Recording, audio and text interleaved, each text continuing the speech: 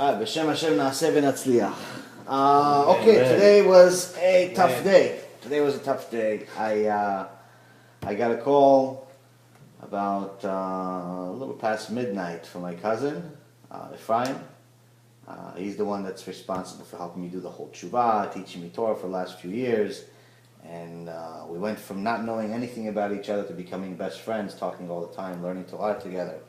And anyway, so I get a call. He studies Torah full-time his whole life, but now he's married with 4 kids, and he studies Torah in the yeshiva, or it's called the kollel when you're older, in Jerusalem. And the place next door to him is this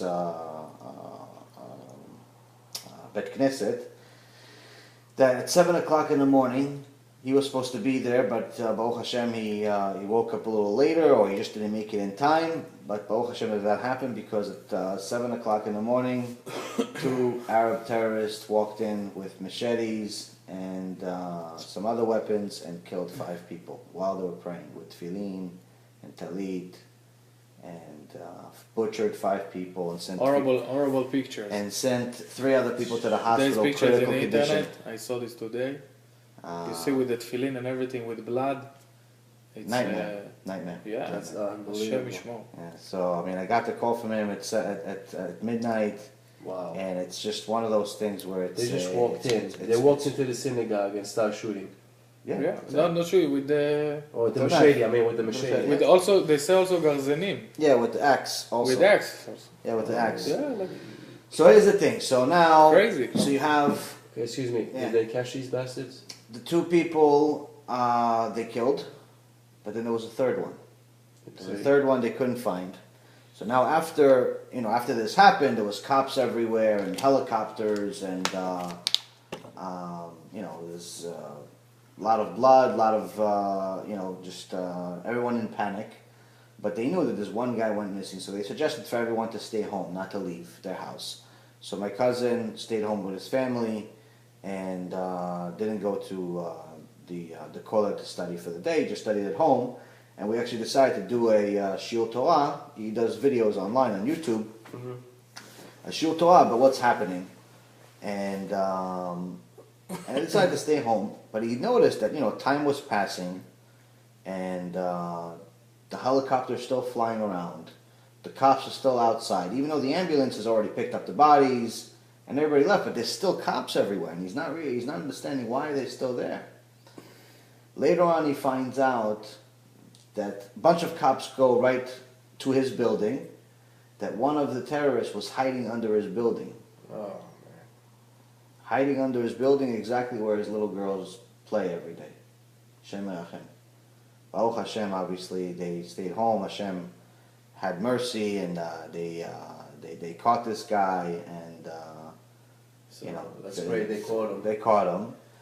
Well, that's the dilemma, though. Here's the thing. That now, initially, when you tell somebody, oh, yeah, okay, so 2 people died, 1 guy they caught, usually somebody would say, okay, this is good news. They caught the guy.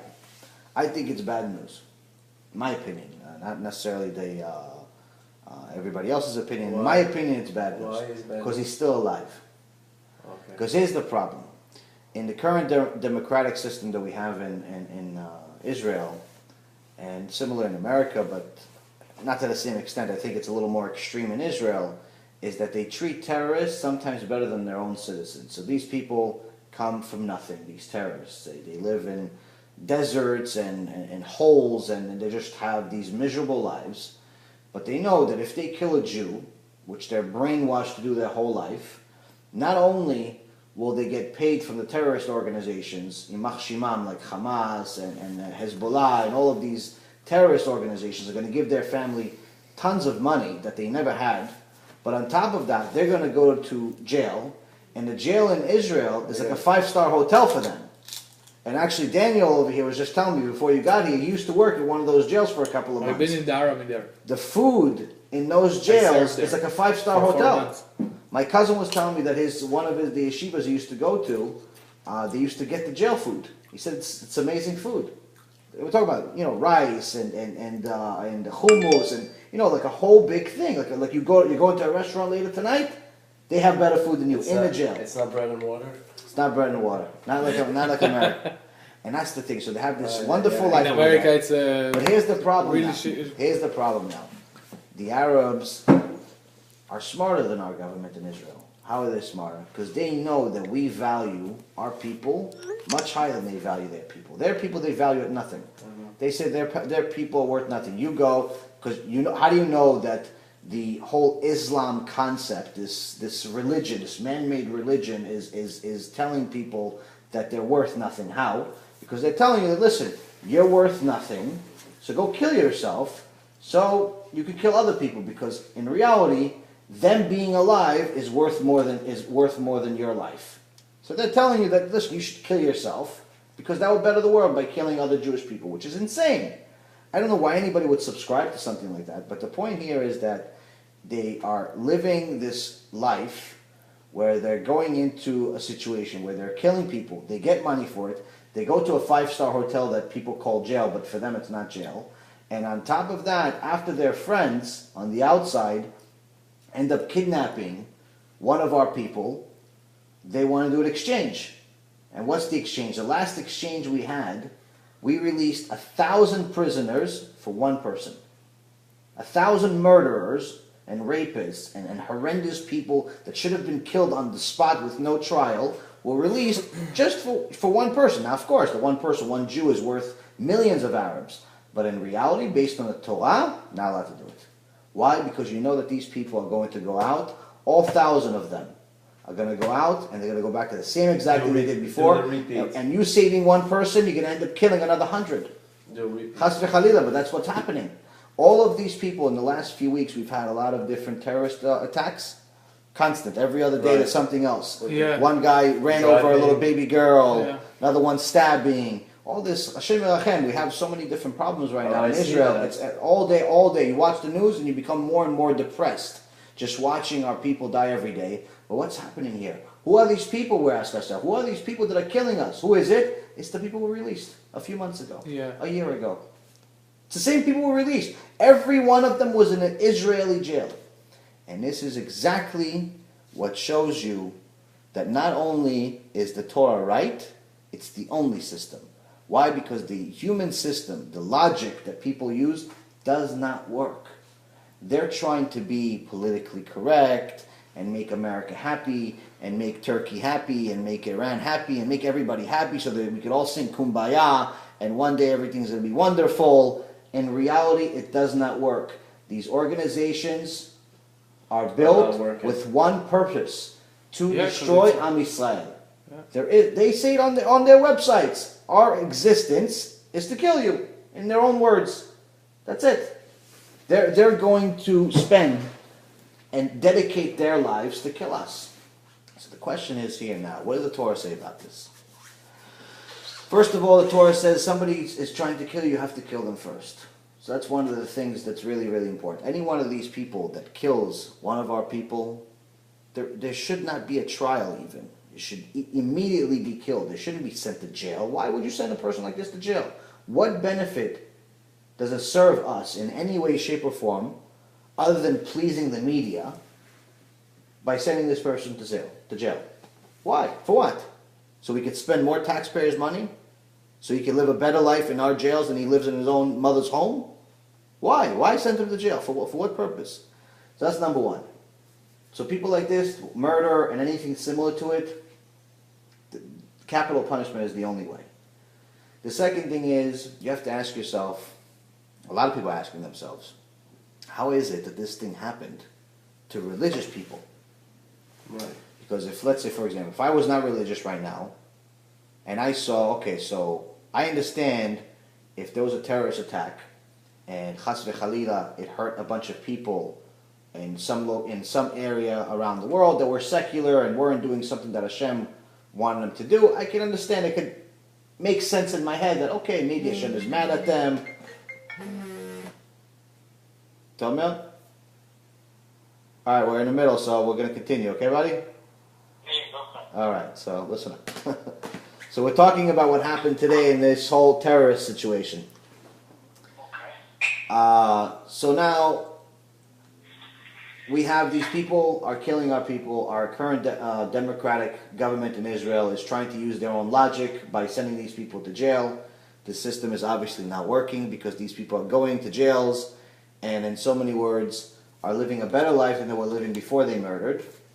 And after some time, one of their other friends ends up kidnapping one of our people, and we exchange 1,000 Arabs, terrorists, murderers, for one innocent Israeli soldier.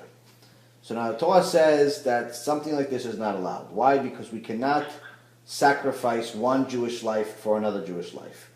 My life is not worth more than your life. Your life is not worth more than his life. You can never ever do such a thing.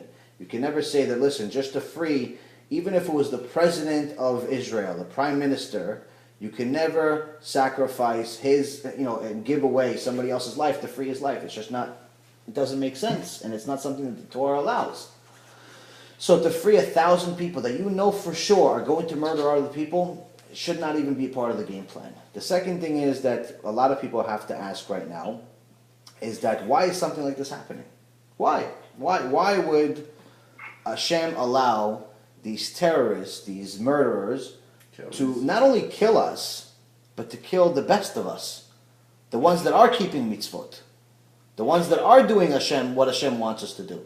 If they were killing someone that was, even if they were Jewish, born Jewish, but they were anti-Hashem, then you could use your logic and say, okay, this one was a really mean person, a really bad person. Hashem had enough with him, and he's actually trying to do him a favor by killing him now instead of letting him live more years and make more sins. So what he's doing is that he's putting it in a situation where he's taking him out of this world. But if the person is going to mincha at 6:30 in the morning, to shachrit at 6:30 in the morning, and it's also in the time of the prayer, it's happened to them. He has his tefillin on, right? He has his tzitzit on. Crazy. He's praying to Hashem early in the morning. I can tell you, at 6:30 in the morning, you're not going to find too many secular people.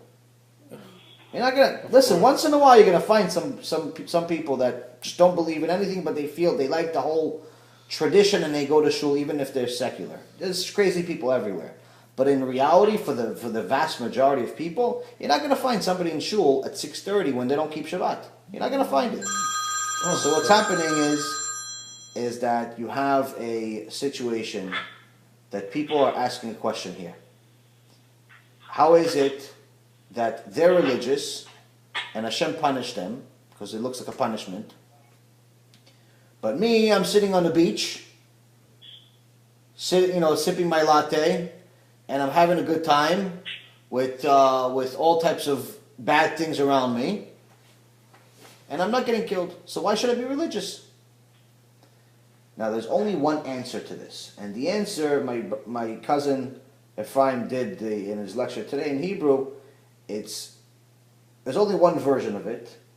It's very, very difficult to hear for most people, but it's the only truth. And the answer is that because of the people, whoever it is, it doesn't matter whether they're secular or they look religious, or even if they're religious but they're committing sins, because of the people that are making sins, because of pretty much the whole world that's making sins against the Torah, against Hashem, that's why Hashem punishes us. So the person that is saying, listen, I'm sitting on the beach and I'm not on Shabbat and not doing anything, I'm not keeping any mitzvot, and this guy went to shul at 6:30 in the morning and he's getting killed, that person, one of the murders could have been because of him. Why? Because he's going directly against Hashem. And here's the key. In the beginning of the Torah, Hashem says that he created Adam on the sixth day. Now Adam had all of the souls that we have today are pieces of his soul. Originally it was 600,000 souls, and souls are similar to fire, where pretty much if you take one match with a fire and you have a candle and you want to light the candle will be lit, but the fire on the match will stay the same. It's not like the fire will get less if you use it for something else. So soul is the same thing. So you could divide up a soul into as many pieces as you want. So that pretty much means that all of the souls that we have today came from the original Adam Arishon. Now, what ends up happening is that's why the Torah specifically says that we're all part of the same nation. We're all part of the same thing. So if I sin, even though I think it's only affecting me, or sometimes I don't care, let's say, it actually affects you too. There's a couple of ways of explaining it. Now, the easiest way to explain it is, let's say, for example, the sages say a story like this. Let's say there's a boat, and there's all three of us on a boat, and each one of us has a room. Okay, so you have your room, you have your room, I have my room. We have a little boat, we're going to some place nice. Now, I decide that, you know what, it's going to be a long journey. We're going to be on the boat for at least a couple of weeks. I want a pool. I want a pool in my room. So I decide I'm going to take a hammer, I'm going to take a nail, I'll start nailing this stuff and make a hole in the bottom of the boat. What do you think of this idea that I have? Not good. Would you guys be happy with this idea that I'm No. making a pool? Why? Because I'm going to make a pool and we'll also drown all three of us. That's why I said no. And that's the thing. So even though everyone can say, listen, leave me alone, live and let live. You know, this famous saying that people have, you live your life, I live my life. Mm-hmm. You have your beliefs, I have my beliefs. Right. That's nice to say. They all sound great. They even look great on blogs and papers and all that stuff. But in reality, my friend, you can't do that. Especially with Am Yisrael. Am Yisrael is one soul. We're one nation. We're one people. Every single soul, even the people that you've never met and probably will never meet in your life, are affecting you today. And that's one of the ways that Hashem is telling us that if you have the ability to help another soul and you don't help them, like for example, if you have the ability to help somebody keep Shabbat, or you have the ability to help somebody keep kosher, and you choose not to, part of that sin goes to you. And that's something that's critical that we have to understand. That's why, because we all are part of the same nation. I have the We're on that ability to same bring boat. tal over here. Right? I'm Right. trying. Yeah, Bezat Hashem. Bezat Hashem. No, you have to listen. Yeah. We have to try. Always. It doesn't necessarily mean that if we succeed, we don't get punished if we don't succeed. We at least have to try. Hashem is not like our bosses, where it says, listen, our boss says if we go to work, he's going to pay us, but if we don't go to work, he doesn't pay us. Hashem is very different. Hashem says if you try, even if you don't get the job done 100%, but at least if you try, you're going to get rewarded. The boss is different. He says, listen, you're going to go to work, you're going to do a great job, and if you do a great job, I'll pay you. Hashem doesn't work that way. He's not a human. He doesn't think like a human. For him, it's all about effort. And Bezat Hashem will succeed also. If we try, he'll help us and we'll succeed. But the key is to try. So we have to help every person that we know do mitzvot, keep the basics of Hashem's Torah, and we can't have this mindset where we're living in our own room and we can make a hole in the bottom of the boat just so we can make ourselves a little pool without any regard to anyone around us. Because at the end of the day, what ends up happening is that system will make all of us drown. And that's what's happening with the Israeli government right now.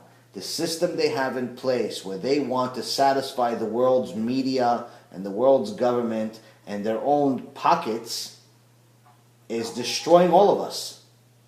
Because what's happening here is that they want to be nice, but in reality all they're doing is they're storing terrorists. They're just storing terrorists. That's all they're doing. They're storing them. They're treating them good. They're even educating them. These people are coming out smarter terrorists when they leave.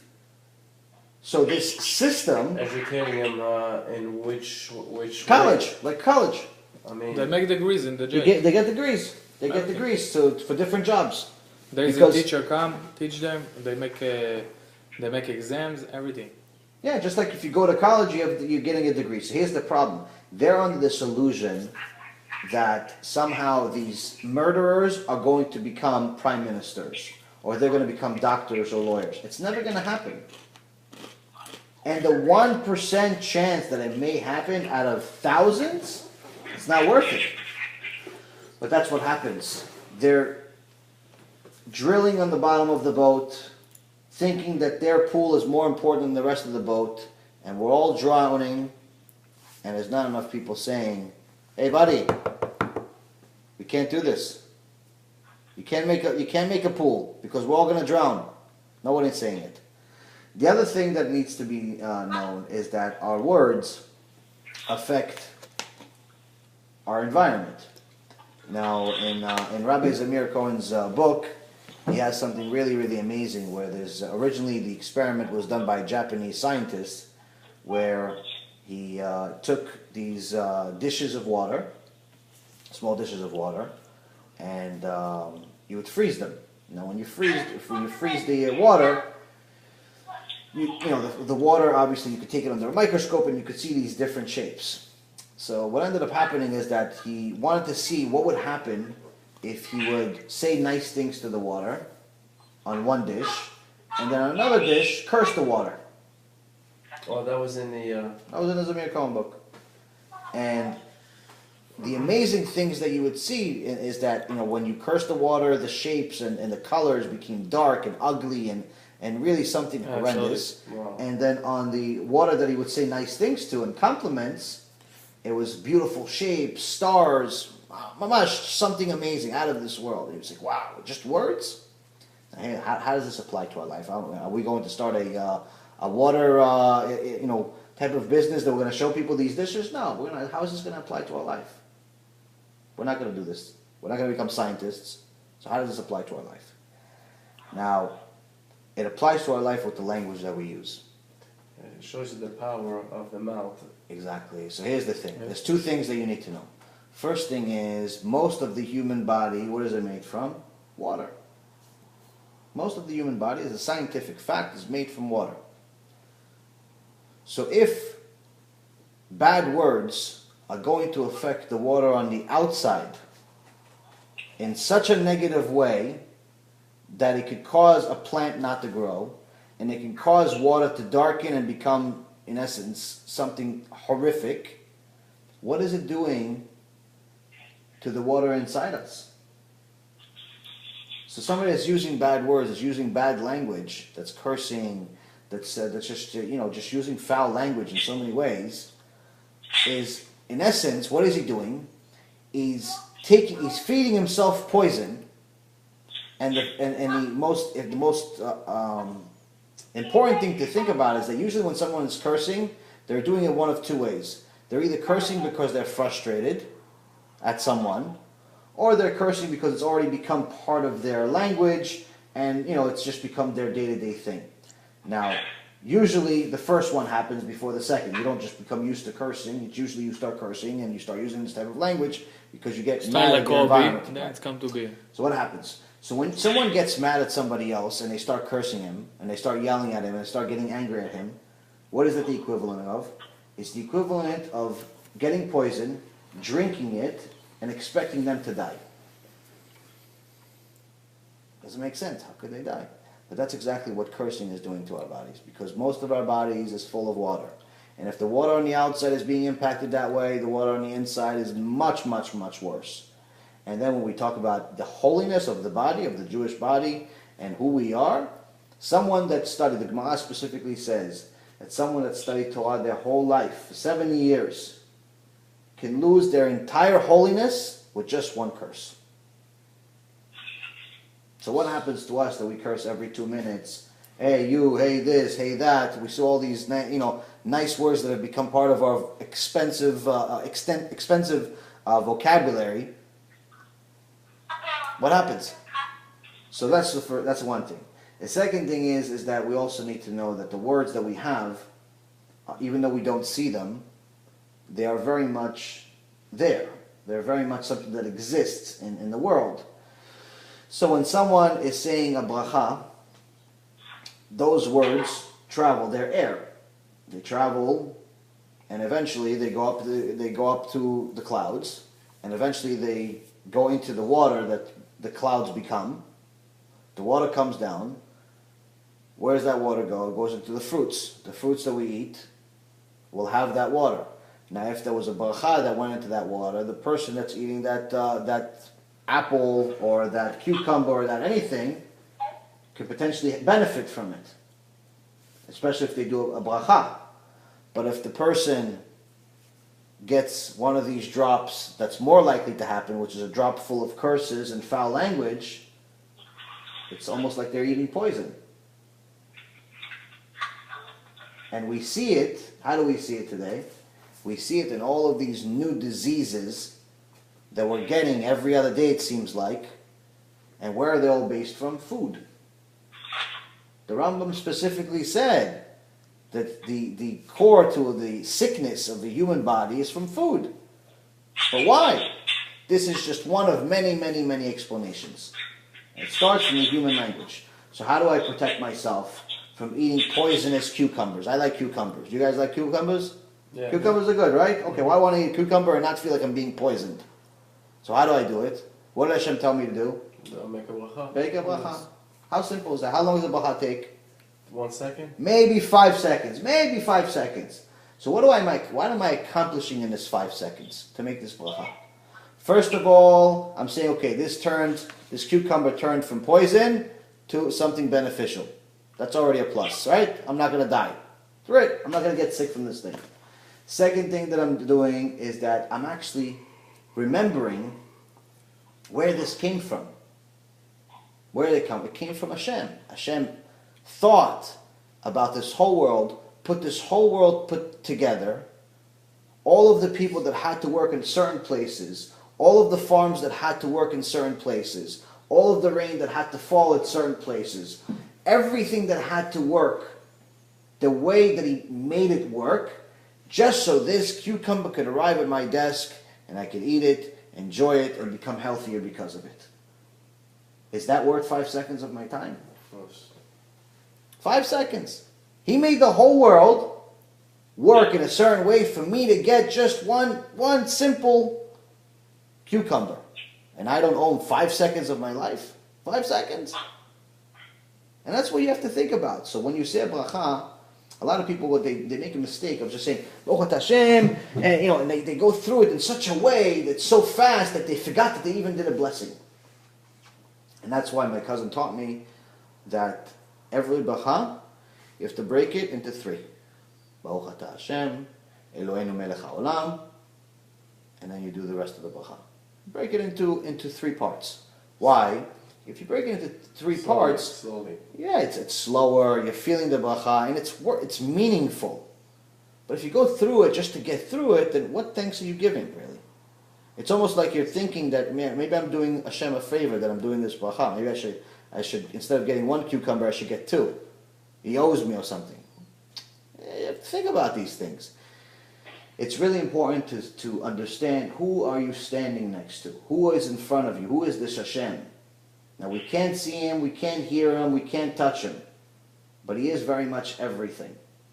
So if we acknowledge that, everything changes. If we don't acknowledge it, we're already losing the war. So when we go back to this horrific events that happened today in Jerusalem, where you have innocent people die, a few more innocent people are in the hospital, you have 24 kids are going to become kids without a father. 24 kids. This is heartbreaking. They didn't do anything. Why does Hashem do it? For the very same reason of what we just talked about. For people that don't do very simple mitzvot. Hashem is not asking everyone to become Moshe Rabbeinu. Hashem is not asking everyone to become Rabbi Akiva. He's not asking anyone to become the Gdol Ador. He's not asking anyone to become Rabbi Ovadia Yosef. He's not asking them to do that. There's just basic things that we can do. He gave us the world. He gave us Parnassah. He gave us everything that we have every single day. He gave us the air that we breathe. He gave us the eyes that we're able to see, the ears that we're able to hear. Without one of these things, we wouldn't be able to function for an hour. He gave us all of these things, and he's asking us, listen, 1 day a week, don't work. Don't watch TV. Go to shul, learn Torah, and relax. Very simple. Food, make sure it's kosher. Don't worry, I'll give you the parnassah, you'll be able to afford kosher.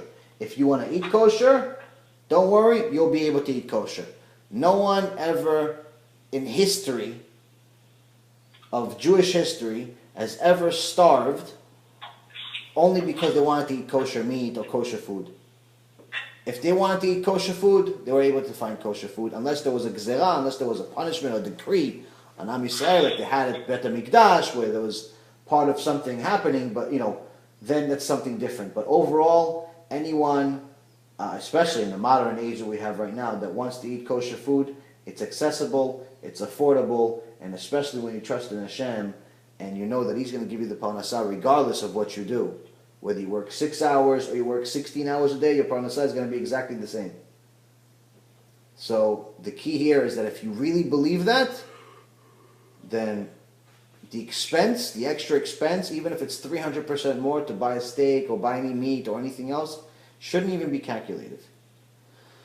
So then you have the whole issue of Shabbat. Why is Shabbat something that some people love and other people just can't deal with it? I remember when the first time I did Tshuva, about 17 years ago, I was talking to Daniel before, the first time I did Tshuva, I was 17 years old. I was going to college, my second semester, and between the semesters I became religious,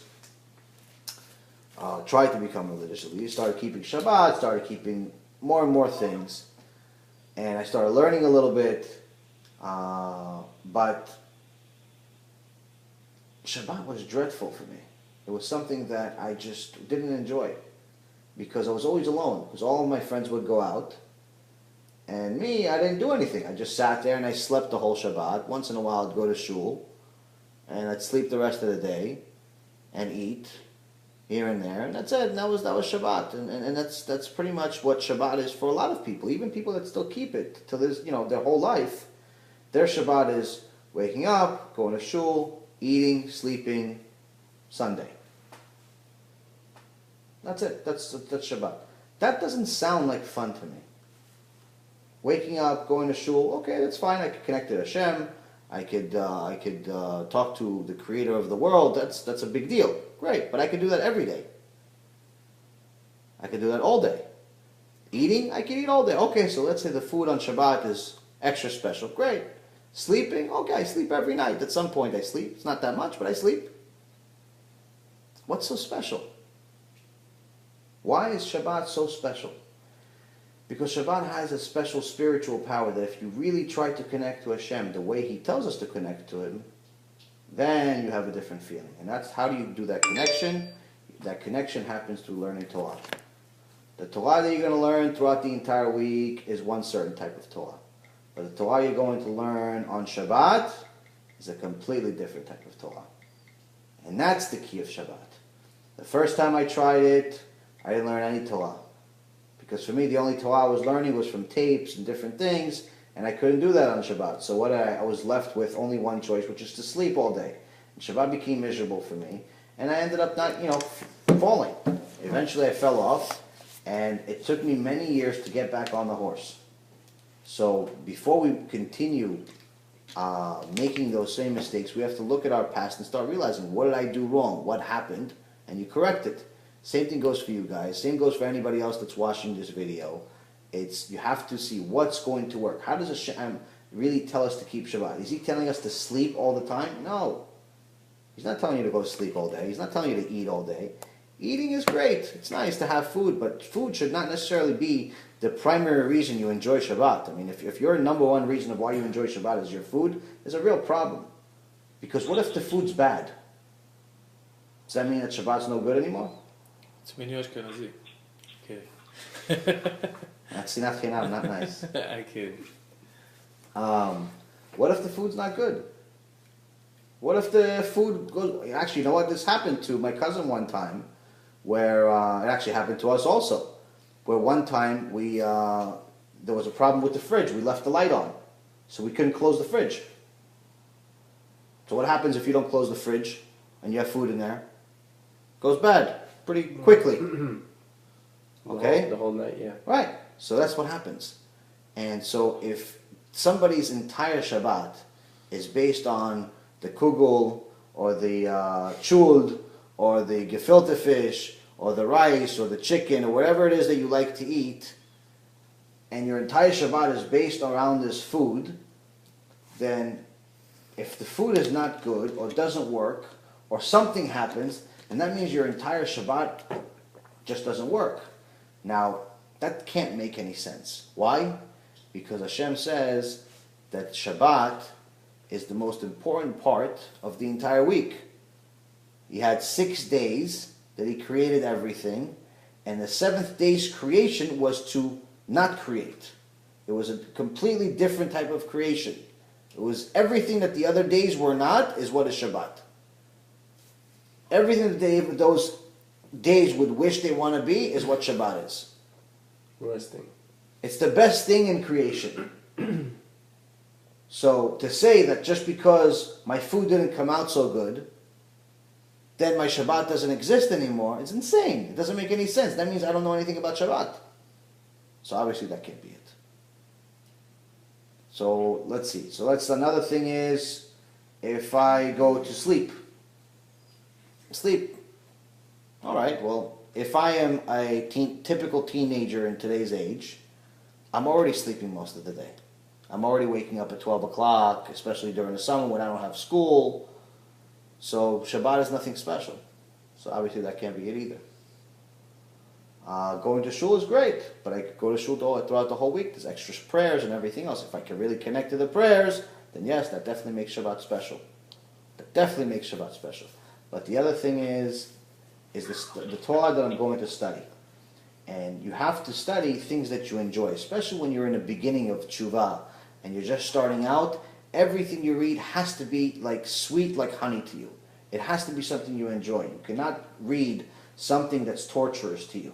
Like if you don't understand anything and you don't even know why you're reading it, then it's the wrong book. There's so many different books, there's so many different things to read about Torah that the subjects can relate to everything. If you like, psychology, there is Torah-related books about psychology. There's actually one rabbi, Rabbi Twersky. He's extraordinary, he's extremely successful, and he's extremely brilliant in both Torah and in psychology and in anything that has to do with the whole aspects of a human being. He's written countless books, and we've read several of them. If you like psychology, Rabbi Twersky is the first one you go to, in my opinion, but I'm sure there's many other good ones. If you like, if you want to figure out how do I raise my kids, he's also written about that. If you want to figure out how do I get healthier, he's written about that, and several other rabbis, very good rabbis, have written about how to become healthier. And that also, again, that could also, if it's written by someone that's connecting the Torah to the subject you want to learn about, it's considered Torah. The Rambam, who's considered one of the biggest geniuses that's ever lived, was also a doctor. A very, very good one. So the things that you could learn from the Rambam that you would think, oh, Rambam probably think, when you don't know anything, when you're in the beginning, you don't know anything. So what happens is that, like, oh no, maybe it's too tough for me. I don't want to go to somebody from 800 years ago or 900 years ago. I want to go to a guy that wrote a book 10 years ago. Believe it or not, all of the stuff that he's getting from 10 years ago is what was written already 800 years ago. So you can read both. Doesn't mean that the guy that wrote something recently is not good. But again, if you're getting into it, find something that you like. If you like business, there's plenty of books that are about Torah that are teaching you how to do business, how to conduct your business. Because one of the first questions, I think it may actually be the first question they ask you, when you go to Shamayim, when our time is done, after 120 years, 170 years, 120 years, whatever Hashem decides. Some people say 120 is good, 70 is good. I think 70 is supposed to be a complete life. That's what David HaMelech lived. But anyway, after we finish our 7 years and we get to the court of heaven, first question they're going to ask you is, how did you conduct your business? Now this I actually learned from a business book, a Torah business book. So somebody would think, what do you mean, how did I conduct my business? Why didn't they ask me, how did I conduct my affairs in the synagogue? Logically, you would think that would make more sense. Wait, if I conducted myself, good in the synagogue, and I prayed really hard, and I wore a nice hat, and I wore the jacket, and maybe I had some payas, and maybe I had a long beard, and and I rocked and rolled during the whole prayer, that means I'm a good guy, right? Not so much. Sometimes yes, sometimes no. There's plenty of people that wear nice hats and big beards and are not the greatest people in the world. And those people could be the reason why the people today got killed. And then there's some people that don't have any of that stuff, that are very big tzaddikim. And then there's some people that don't have any of that or have it and are big rashaim. And those people that don't do it, maybe the people that died today died because of them. So it's not specifically about if somebody is secular or if they're religious. It's if somebody's committing sins, it's affecting the entire nation of Am Yisrael. And in essence, actually affecting the entire world. So if I'm not going to keep kosher tomorrow, maybe somebody's going to die because of me. If I'm not going to keep Shabbat, maybe somebody's going to get killed because of me. And that's one of the things we have to start reminding ourselves, that we're not alone. Whether we want to or not, it's not up to us. And that's something really, really important. It's not just us. We are part of a nation. You cannot choose whether you're going to be part of it or not. You are part of it. You can do things to get yourself cut off based on what Hashem's decrees are, but I really wouldn't recommend it. So when we go back to the business issue, and Hashem says, how did you conduct your business? The reason why it's how you conducted your business instead of how you conducted your affairs in the shul is because someone can pretend in the shul much easier than he can pretend in business. If I go to shul and I pretend like I'm rocking and I pretend to have a nice hat and this one and a lot of things that are not completely necessary for religion, but people make it, as part of them, and it's not negative, it's just not necessarily always a positive. The point is that if I do that, and I go, and I pray, and everyone thinks I'm some big tzaddik, that's great, but I could be a big liar. Maybe I'm not even praying. Maybe I'm thinking about some football game or something. Or maybe I'm just crying about some business deal that I lost, and I'm not really even talking to Hashem. It's much easier to pretend. In business, you can't pretend. Why? Because there's money involved. So Hashem is going to know whether you're pretending or not, in either case. But in the case of your business, when you're conducting your business, whether you're cheating somebody or not is going to affect everyone else. If I'm cheating in shul, no one's going to know. It's usually not going to affect anybody else. But if I'm cheating in my business, that means I'm stealing from somebody, I'm overcharging somebody, I'm just mistreating people, I'm doing a lot of things that in the shul wouldn't matter, but in business it does.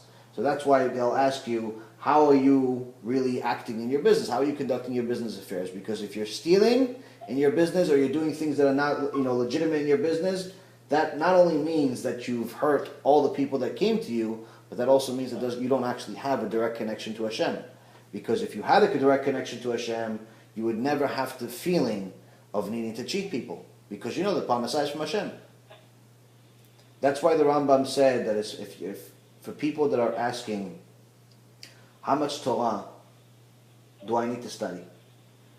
We all know Torah is something that's the most important part of a Jewish person's life. You have to study Torah every day. In the beginning, that sounds insane. It sounds too much. It sounds something like, how could I read a book every day? I don't have time. I work. I have a wife. I have a kid. I have this. I have that. You have all the biggest excuses in the world not to do it. But in reality, when someone looks at their average day, you will see that the vast majority of your day is being wasted on nothing. It's being wasted on TV. It's being wasted on friends. It's being wasted on meaningless conversations. It's being wasted on listening to nothing. Sometimes it's being wasted on just sitting there and doing nothing, literally, but not realizing it. You mentioned to me to watch the video. Yeah. The Torah and Science? So, actually what I did was I put the TV on. I said I was going to. And then Yetzirah got to me and I watched TV all night. Amen. Amen. So here's the thing. That's what we were talking about earlier today about TV. Now everything. It doesn't agree with me. Everything that everything that's out there. It gets me really good. If I put the TV on, I'm locked. No, really. There's a couple of reasons Sure. for it. There's a couple Anyone. of reasons for it. That's There's why scientific reasons I try for not to it. look at the TV when I walk by. There's a scientific reason for it, and there's a spiritual reason for it. The scientific reason for it is there was actually some scientists that discovered the radio waves. There's radio waves everywhere that you can't see. Now the radio waves being used on the television are actually used to make people go to sleep. It's the same type of radio waves. It's used for the TV. It's used to make somebody go to sleep. And that's why sometimes you're going to sit in front of the TV, and the next thing you know, 4 hours have passed, or 3 hours have passed. That's what happened to me. And you're like, wait a minute, how did 3 hours pass? If I go to work, 3 hours is like a week. But here in front of the TV, 3 hours is like 2 minutes. How could that happen? That's what happened to me. So that's the scientific reason. The spiritual reason is, in the beginning of someone's tshuva, in the beginning of someone's journey back to Hashem, he has the biggest battle in his life. Who is the battle against? It's against his existing boss. Who is his existing boss? Yetzer Hara. That's it all. Why? Because someone who hasn't been doing what Hashem wants his whole life, he's not keeping this, he's not keeping that, he's completely ignoring this, he's completely ignoring that. He's living a life like the typical non-Jew. What happens is that he's actually doing the job for the Yetzer Hara. Yetzer Hara is saying, wait a minute, you're doing such a great job for me.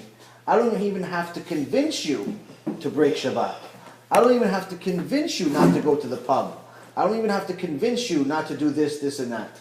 You're doing it yourself. You're such a great employee. But all of a sudden you want to go work for somebody else? You want to go work for Hashem? You're crazy? I'm not going to let you. So you have the biggest Yetzer Hara in the world in the beginning. Because he doesn't want his best employee, his number one employee that he doesn't even have to tell what to do, to go leave him now. Now what ends up happening with things like television is that if you have a building and you have four sides of the building, and one side, the entire side of the building is just one big door. That's it. There's no windows, it's just one door that opens the entire side of the building. And then the rest of them are just walls. Now imagine this was your building. When you turn on television, or you do a lot of the things that have become part of our day-to-day life, it's like you've opened that door for only one guest to be able to come in and not out, which is the Yetzer Hara. Why? Because the television is something that is going to waste your time, remind you of things that you shouldn't be doing, and a million other things that ends up getting you back into a place that you're trying to get out of. So this doesn't necessarily mean that somebody has to go from 0 to Rabbi Akiva overnight. It's not possible anyway. But you can at least make it easier for yourself to win the battle. If you're going to play the battle against the Yetzer Hara, which is smarter than all of the humans that ever exist combined, according to the Gemara, if you're going to fight against somebody like this, your best shot is to have, to be prepared. But if you're tying your own hands behind your back, you're wasting your time. There's no chance of you winning. You already lost. So, if you want to watch TV, fine. But don't think you're going to succeed in doing tshuva doing it.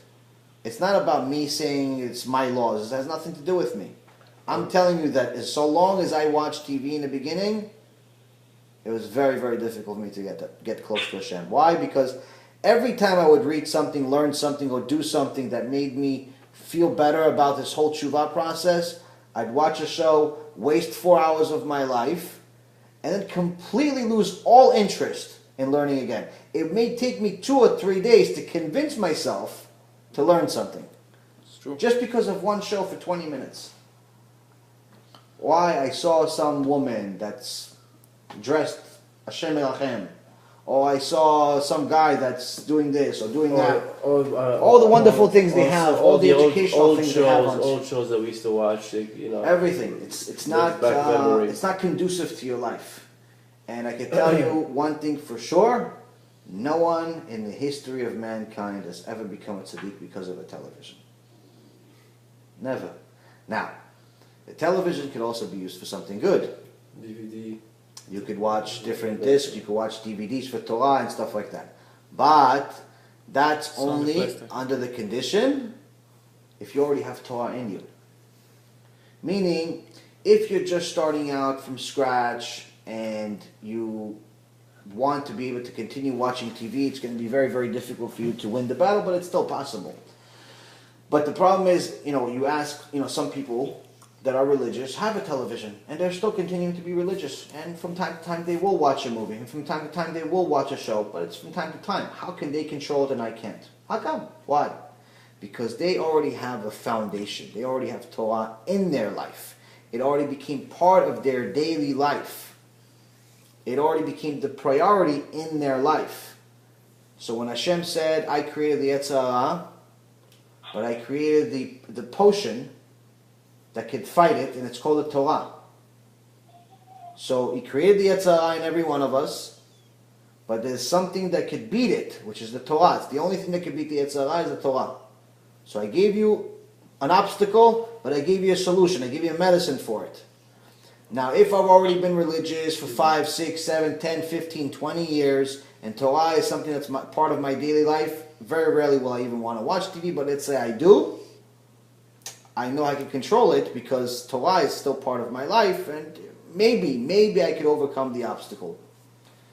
If I have no Torah whatsoever, and I'm just starting out, I have maybe 3 hours of Torah over 30 years of life, so I don't have much. I know that Adam was somebody, and I know Moses was somebody, and maybe they were friends or something. I don't know that much. I have a problem here, because I don't have much Torah, I don't have much of this potion to fight the Yetzer Hara, which again is the smartest of all creatures, of all human. If you combine all the humans together, they wouldn't be as smart as the Yetzer Hara. So I have a medicine, but not enough of it. So that's why you have to make, sometimes the best way to achieve anything, whether it's in Torah, Judaism, or even business, is to take a leap. Big step. Sometimes a big step is the only step. There's a saying that I used to say to people, especially when they would struggle, like, listen, one step at a time, one day at a time, don't worry, it'll be fine, and just have patience. It sounds great, and sometimes it appeals to people and it calms them down. In reality, though, it doesn't actually work most of the time. It depends the person. Most of the time it doesn't. Like, for example, if I went to a doctor, and the doctor said, listen, I have to remove half of your liver.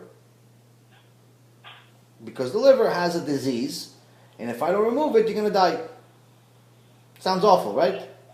So what if I say to the doctor, doctor, listen, one step at a time. Why don't you take one piece this week, one piece next week, one piece a month from now? What is the doctor going to think? Are you crazy? Exactly. By the time I get to the third piece, your entire body is going to be full of this. One step at a time doesn't actually work very much. I have to take one leap, cut it off, let's go. Yalla. Moving on. Same thing with the basic core of the Torah and Hashem. There's a basic core. If I want to be on Hashem's team, I have to do the basics. I don't necessarily need to study from morning to night every day. I don't necessarily need to be the guy that has, the most Torah knowledge overnight.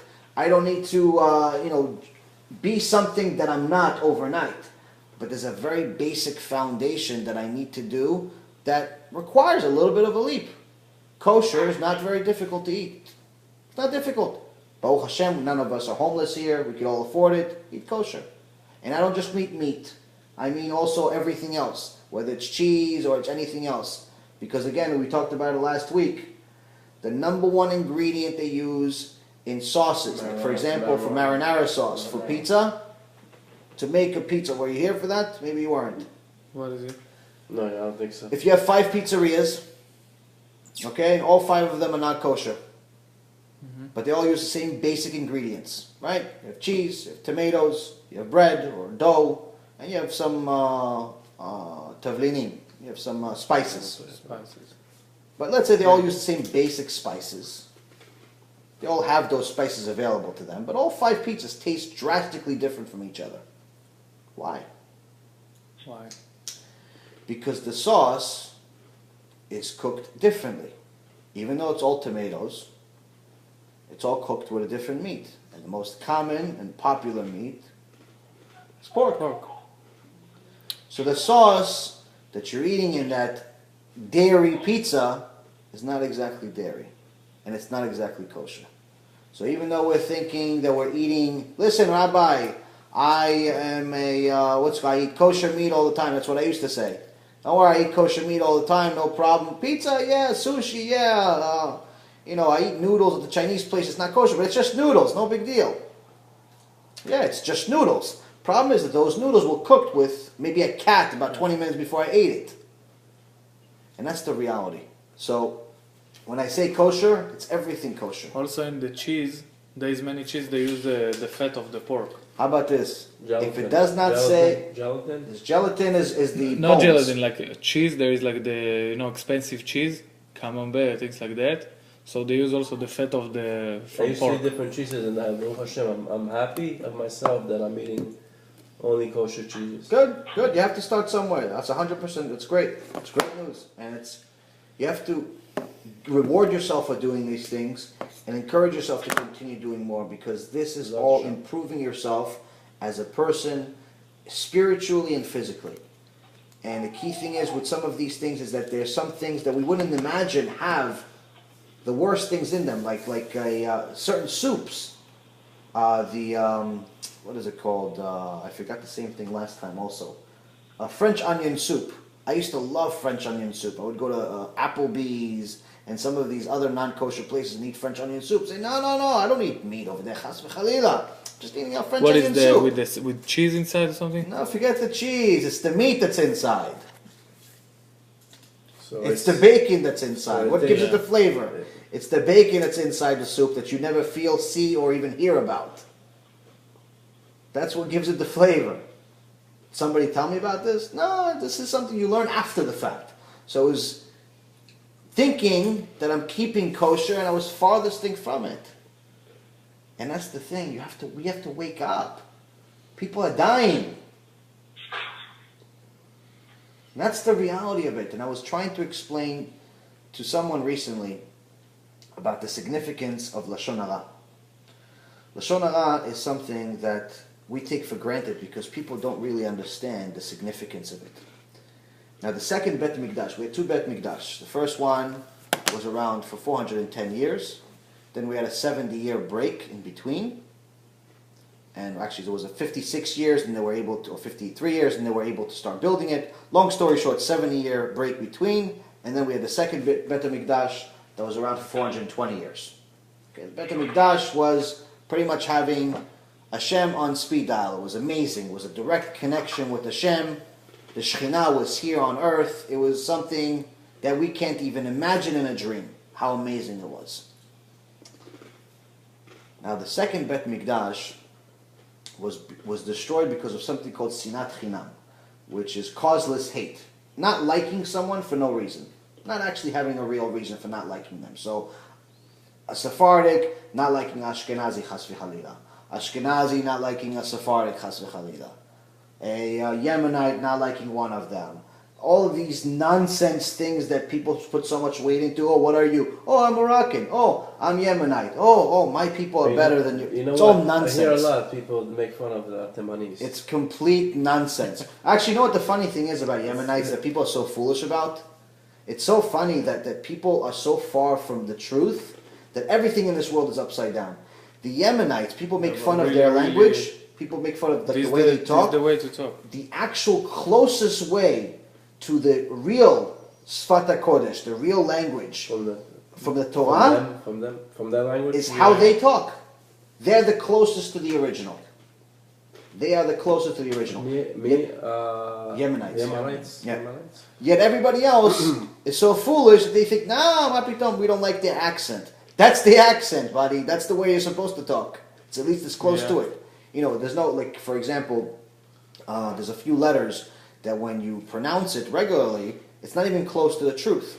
Like, for example, kuf. Kuf is one of the letters. Kuf is like K in English. So most people say kuf or kaf. Now, and the way to say it is Kaf. It's not even close to the original. But we're so far from the original that, we've reinvented, I guess, Hebrew to some extent. The point is that the Ammonites pronounce it the right way.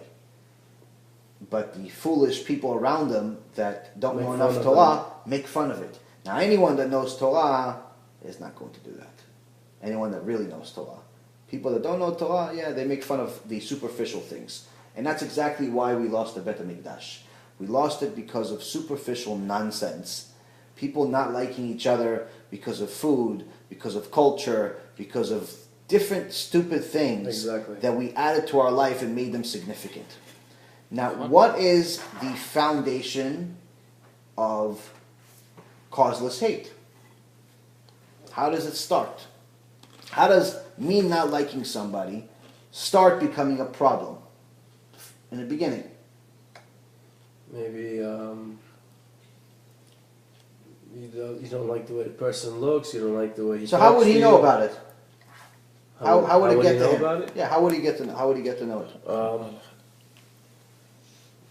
Maybe he would go. Said something, right? Say something. That's called lashon hara. If I say something bad about you, even if it's to your face, obviously it's not good. But the point is, if I say something bad about you after you leave and you go to work, and I say, "Oh, you know what? Daniel's such a nice guy, but he's very so and so." It's terrible. That is the foundation. That's lashon hara, and that's the foundation of causeless hate. Now, what's the point of? What am I trying to make here? What's the point of this? Hashem told us He destroyed Bet HaMikdash because of causeless hate. We know that causeless hate starts from lashon hara. Now, we also know that we know ourselves. We know what we do. But I don't know what everybody else around the world is doing. I don't know what you're going to do tomorrow. I don't know what you're going to do tomorrow. Maybe the 14, 15, 20 million, however many million Jews are there in the world, tomorrow all become tzaddikim. Not one of them said lashon hara for the day. No one. Everybody became so righteous. It was extraordinary. And I went to one of the guys at the Beit Knesset and said, "Yeah, you know what? Daniel did this, this, and this." Do you know what that means? That the Bet HaMikdash wasn't built that day because of me. So who am I to know that everybody else is also talking lashon hara? Because everybody said, "Nah, but I'm not the only one. He says it, and he says it, and he says it." How do you know he says it? Maybe everybody else became tzaddikim today. Maybe tomorrow they're going to be a rasha again. But today they're tzaddik. So if I'm saying lashon hara, every time you say lashon hara, you have to remember, you're part of a nation. You're part of one soul. You're part of one body. And you're impacting everyone. Saying lashon hara is impacting everyone. If I say lashon hara, it could very well be my fault. And it is my fault that the Bet HaMikdash wasn't built that day that I said it. Because it could very well be that day that everyone else didn't say it. And since that's the only reason that the Bet HaMikdash was destroyed, that's it. So lashon hara is very important.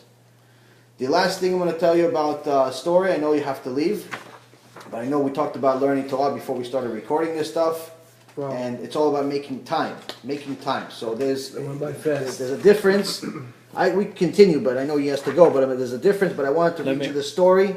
It's something out of this world. Just go a minute to call and I back. Okay, so go make the minute. I'll make the story. Okay, fine. Okay. All right. So see, that's how we convince him to stay a little longer. So here's the thing. If we have all of these issues happening in Israel right now, all of these issues are, then we would say, okay, if it's just in Israel, there's something wrong there. Problem is that all of this terrorism is happening around the entire world. All over Europe. There's anti-Semitism, there's murders. Just the other day, there was a rabbi killed on the way to the synagogue.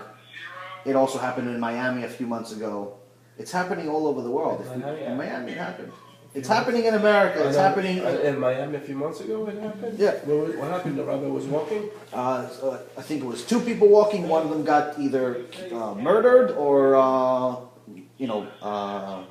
actually think I think he got killed. I think he was killed. Was it a marriage or? It's a hate crime. It was definitely someone who doesn't like Jews. And it's happening all over the world. It's happening all over America, all over Israel, all over Europe, all over everywhere. And if we don't become one now, we already lost the war. Because the government that is running the countries that we're in, whether it's America or it's Israel, they're not going to win the war for us. There's only one way for us to win the war, and that's Hashem. Now Hashem doesn't require us to train in battle and go to a special gym and work out and learn how to shoot. Our shooting is this. That's it. That's what our shooting is. If we start keeping Shabbat, if we start keeping kosher, if we start keeping the basic foundation of Judaism like tefillin, if we start keeping these basic things, then we are winning the war, because then all of these powers in the world mean nothing. Because the perfect example of showing that all of these powers in the world mean nothing and all we need is Hashem is look at all of the major civilizations that tried to destroy Judaism since the beginning of time. The Romans, the Greeks, the Turks, the Nazis, the Arabs. Everyone's tried to destroy Jews since the beginning of time. But every one of those was a major civilization, was the strongest power in the world. The Nazis were the strongest power. Machshimam, they were the strongest power in the world at the time. The Greeks were the strongest. The Romans were the strongest. So how does this little tiny nation still here? But when was the last time you talked to a Roman? When was the last time you talked to someone that was, that even knew what the original Greeks looked like? When was the last time you talked to anyone that was, part of some, Nazi nation? There's Nazis here and there, of course, but it's not the same thing that it used to be. It's little bits and pieces of terrorist nonsense. Hitler got away with killing so many Jews. Got away with it, but he's in his perfect place for him right now. He's in a Gehenom that's nice for eternity, though. So yes, he got his pleasure for several years, but don't worry, he's got the rest of eternity to pay for it. And even that's not going to be enough. The key here is, what are we going to do about us? If Hashem showed us that we, being such a tiny little nation, that shouldn't even be, big enough to be discussed in the news at all, let alone every other day, somehow we survived and these giant nations did not survive. Obviously, Hashem is showing us it's not because of our superpower muscles, superpower weapons, superpower missiles, superpower brain. It has nothing to do with any of it. These are different tools that Hashem gave us, but in reality it's all in His hands. So if we start waking up and start doing what He wants, all of the Arabs in the world would not matter. All of the anti-Hashem, anti-Judaism people in the world would not matter.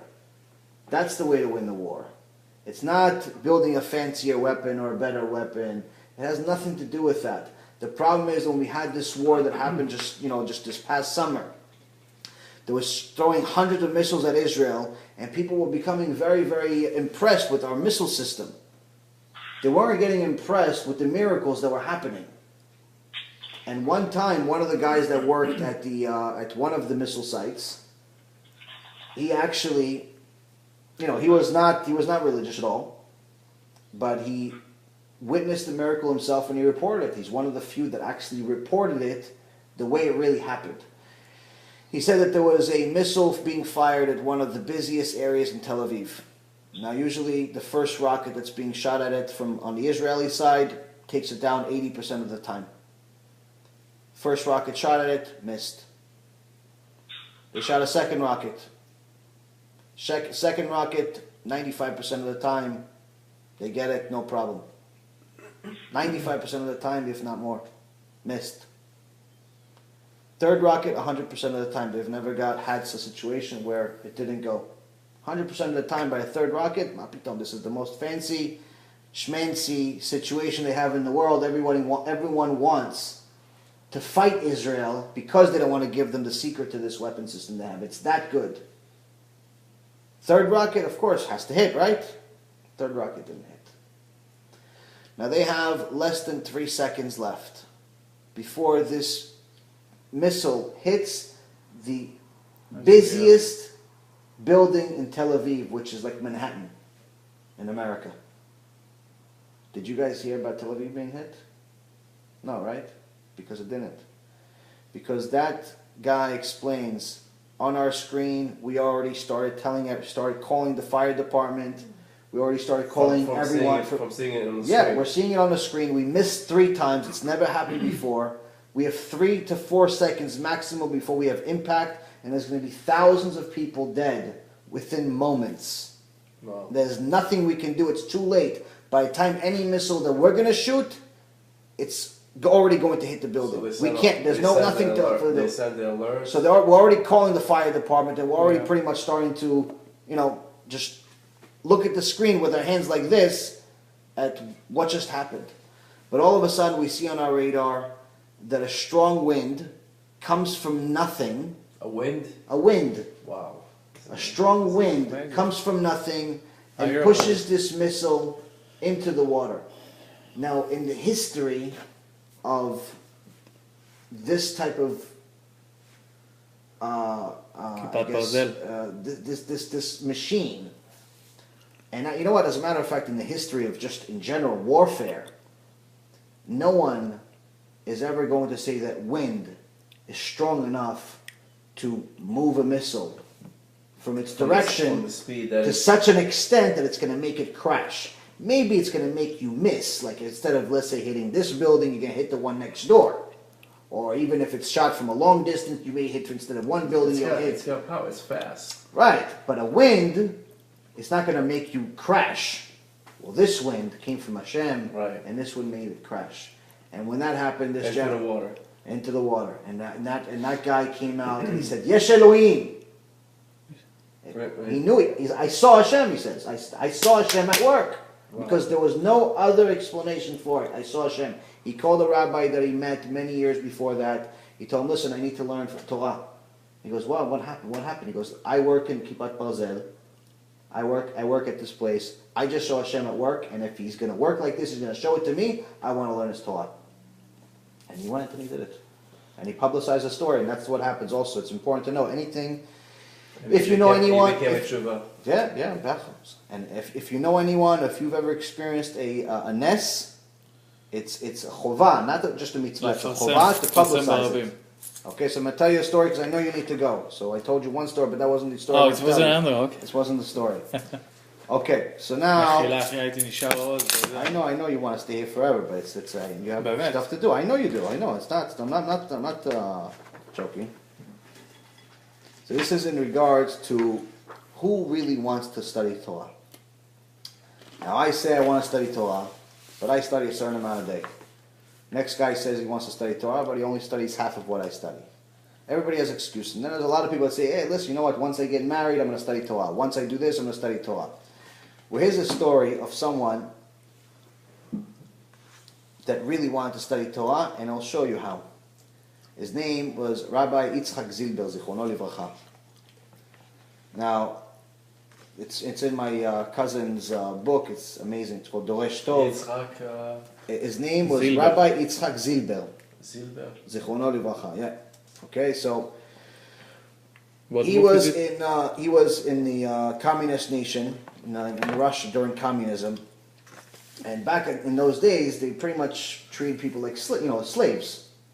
You weren't allowed to practice religion. If you practiced Judaism, they would kill you, or they would torture you, or do many other horrific things to people.